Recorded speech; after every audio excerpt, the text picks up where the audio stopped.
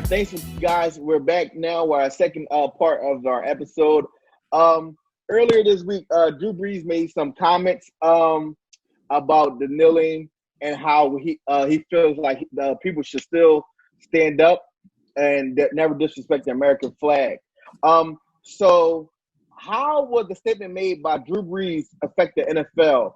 Will this affect his season this year? And will this affect his teammates within the Saints and the organization? Let's start with Paul on this. Paul, I want to get your thoughts on this. Yeah, so I don't think necessarily it will affect him personally, but I think the people around him playing for him, they'll have a little different respect for him now. So not that they're not going to go against him, but they're still going to, catch balls and hopefully play hard for him. But I think the statements that he made were just in the wrong time. I don't know why that's still a conversation. It's not about the flag. It's not about disrespecting anything. The kneeling is for, police brutality. So I thought Kaepernick made that pretty clear the very first time he knelt. Or he was even sitting at first, but that's different. So I don't know why that was still a conversation. It's 2020. It's 4 years later, and we're still talking about him kneeling, disrespecting a flag when I understand Drew Brees says, he has grandparents in the wars or whatever, but that's not even the topic of conversation. So I think those were just inappropriate comments, and he apologized for a reason because he realized that he messed up. Yeah, I believe that, and personally, I believe that Drew Brees realized he did mess up. I believe the timing of it was wrong at the time that it came out, because we're going through all this right now. You just do an interview 2 days later, and you're saying that you believe that your grandfather fought in the war. And I'm okay. I have family members that is in the military. Everybody does, I believe. But he also put in his post, I believe, like last year or 2 years ago. I believe that actually, when Colin Kaepernick, when everybody was holding hands, he was holding hands and he wasn't kneeling, but he was locking arms, saying this is not about the anthem protest. So I believe that I got to call BS on this, and I hate to say it, but I have to call BS on this because I believe that he said that when in that post on Instagram, he believed this is not about kneeling, this is not about the American flag, but yet he just comes on this week and says that it's about the American flag. You're not supposed to disrespect the American flag. And then 2 days later, he switches up and say, I apologize. But I believe that this is actually great because now his teammates is getting on him, and now they're opening up the dialogue that I believe that everybody should have, because we have to actually think like certain people wasn't in the right mindset. So we had to actually understand we have to open up these conversations and get better with it. So Lee, let me get your thoughts on this. Yeah, Paul, I don't know if you know, but the city even said F Drew Brees. A lot of people were burning jerseys and things like that was going on in New Orleans. I think for me personally, like when I look into it, even Malcolm Jenkins coming at him about what he said, it's gonna not only taint it, I'm gonna say it's gonna taint his career, his legacy, and not tarnish, but taint. And I think also that it's going to hurt the locker room. I think it's going to be something that'll disrupt the locker room. Obviously we know that his number one wide receiver is okay with it. He's moved forward. But I think everybody else, I think the players that are not talking may possibly still have some feeling of resentment because of what he said. It's somebody who you expect to be politically correct when everything is said, and I think we know that he puts his money where his mouth is. He's put money towards donations. He's put money towards charities. He's been outright and speak. And he also, has done the blackouts and everything else. But I think this showed a little bit of sensitivity to what's going on and the injustice that he didn't really necessarily look at. Yeah, great. Those are great comments. I believe that Donald Trump also, again, made it un-American to kneel during any sporting event when the national anthem is being sung. So I love that Drew Brees also said Donald just don't get it again. And believe we can. This is a quote from Drew Brees, by the way. We can no longer use the flag to turn people away or distract them from the real issues that face our Black communities. And I believe that was strong words by Drew, and I believe that he's starting to understand. Maybe it's a little fatal, but he's starting to understand it and move forward. And with the way he's raised, we also got to understand people are raised different and have different mentalities. Dan, let me get your thoughts on this.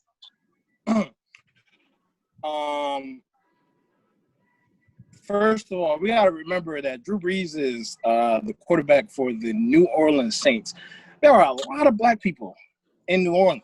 Let me just get that out the way. So with Drew, and there are a lot of people I know who are diehard Saints fans and diehard Drew Brees fans. And the one thing that they liked about him was that he was not just his strong field presence, but also his leadership. And being someone who was who played football and who's very aware of locker room presence, leadership is very important in the locker room presence. If you don't have no leader or you don't have no type of leadership, then you don't have no locker room. If you ain't got no locker room, you basically have no team. So with that being said, I think people, I wouldn't say that Drew Brees stabbed people in the back, but I would say that he really hurt people who looked up to him as more than a quarterback, as more than the quarterback for the New Orleans Saints, because of what he did for the New Orleans Saints, or because of what he did for people who suffered in Katrina, or for the city of New Orleans.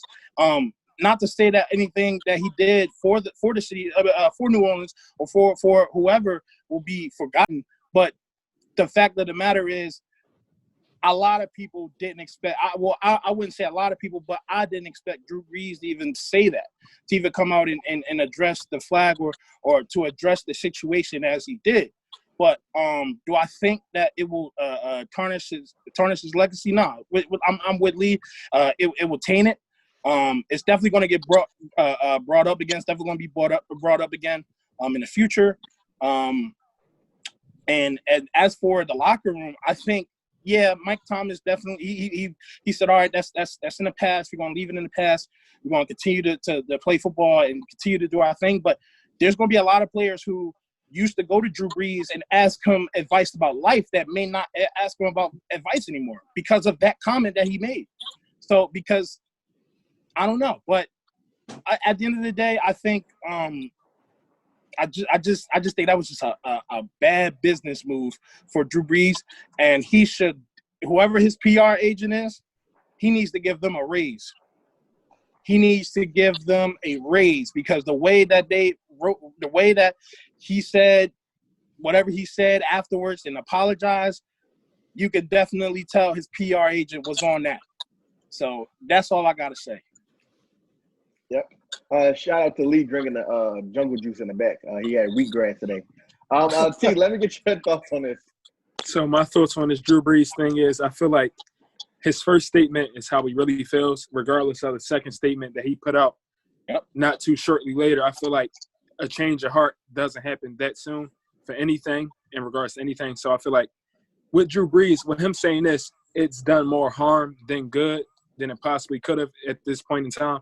I feel like people were waiting on Drew Brees to put out a statement about this, and for him to bring up the flag, I feel like when you mention this to somebody and they bring up the flag, they bring up the flag to deflect and to not like look at the real problem, how this has happened. This has been going on for like, I want to say about 30 years now, like start with Rodney King. And the only difference is from now and back then, everything is documented. You can get everybody's take in real time. And back then, athletes didn't have a voice, but now they have a voice. It's bigger than ever. And I feel like with social media evolving, seconds, like things are shared in seconds, things blow up. And with his own teammate, Alvin Kamara has shared his own experiences with police and how he feels like when he's driving a nice car, I know us, well, I'm going to say us African Americans, we're driving, a cop gets behind us, we check the mirror a few times to see if he's going to pull us over. And I feel like with Drew Brees, if he just talks to his teammates, because 54 players on the team, I want to say about 30 are black. I want to say about 20 of them. You can ask 20 players how they came up, and they've had more than one run-in with the police, and they don't like the police. I want to say that. Okay. Drew Brees also stated after his comments of the national anthem, I recognize that I should do less talking and more listening. And when the black community is talking about their pain, we all need to listen. But which T is like I believe Martin Luther King said, like we gotta learn how to forgive sometimes. I believe that you might not agree with it, but that was a great spin. That's a great spin. Like what Dan said, that was a great spin. Whoever did that, they need to get paid some money. Yeah, it was a great spin. Well, maybe he might have made an accident. He might have made an accident. I believe Malcolm Jenkins made a video. I believe he made a video before he talked to Drew Brees, and he still posted it after he talked to Drew Brees because he believed like Malcolm Jenkins called Drew Brees right away and got to him because once that interview got pulled up, Twitter was exploded. Drew Brees was trending #1 worldwide for anthem protests. So I believe that he did make a mistake, but it gave a greater broaden because, like Dan said, he has done a lot for Katrina. He has been in New Orleans for about 10 plus years now. So I believe that he has done a lot for the community in New Orleans, and he has helped out Black people in New Orleans. No matter if you shake your head or not, he has. But I believe that he is also going to be the main focus going forward, and he might change. It might bring on some change, and that's what everybody wants in the world. We want change. Chris, what's your thoughts on this? Yeah, so, I mean, I think that the visceral reaction we're having, it's just so emotional because everything's charged right now, and he was dead wrong for what he said. I think in the era we live in, we have to remember, though, that not everybody we look up to and like consider to be our heroes, like Drew Brees, is going to be right about everything. And do I think it taints his legacy? Slightly. But I also think it's something that's minor enough that if in the next couple of weeks he goes about correcting it the right way, this is just a human being making a mistake. But that comes with actually listen. Like, I don't care what he does on social media. I don't care what he says, what his publicist has him say. You go to Michael Thomas and you sit down with him for 3 hours and you have a heart-to-heart and you talk. And you do that with all your teammates who are mad at you. And you gain a perspective and you explain to them what your perspective was and why you said what you said. And you have an honest conversation behind closed doors. And what the public thinks about you, I don't care. The man does a lot. He donates money. This ain't about that. This is about upsetting what his brothers on the field, who he's out of touch by saying this, very out of touch. Fine, you can be out of touch about things. You're a human being. But go about it the right way, correct it, admit to it beyond just saying stuff out in the media. And his teammates have to hold him accountable. But I do think it's just a mistake. There's a big difference between, like, there's a spectrum here. And I think he's a good dude, has a good heart, and was just wrong about something he's not educated about. So I think that there's a way that we as a society can look at what's happening and go, is what Drew Brees said really the end of the world? No. Is he wrong? Yes. Let's talk about it. So I think that that's kind of the way we have to – yeah, it's emotional. It makes us upset that he said it. But let's not, like, call him an evil person. Let's open the dialogue. And I love that you said it because this is now like what I was trying to say was this can actually be an educational factor and an educational point for the future. So I believe that Malcolm Jenkins educated him. He also said he had a very good talk. Michael Thomas and Alvin Kamara. These are some of the top guys and some of the leaders of this locker room that will play for the Saints. And also, don't get me wrong, I believe he will get one welcome to the NFL hit like he's a rookie quarterback. I believe his O-line might slide to the left one time and get him one hit. You know, and then it go back to being normal. I believe that. You know, but hey, it comes with all fair game, guys. So make sure you like and subscribe to our page. Thanks again, guys, for watching this segment. And part 3 is about to come out. Kick, push, coast. And away he rolled, just a rebel to the world with no place to go. And so we kick, push, coast. So come and skate with me, just a rebel looking for a place to be. So let's kick,